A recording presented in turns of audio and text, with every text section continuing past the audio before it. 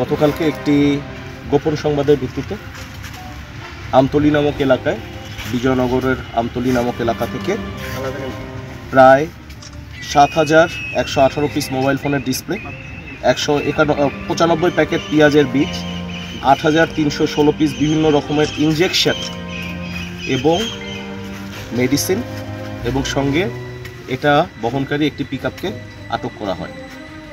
আজকের সিজারের সর্বমোট মূল্য ৬,৫৮,৪৯,০০০ টাকা।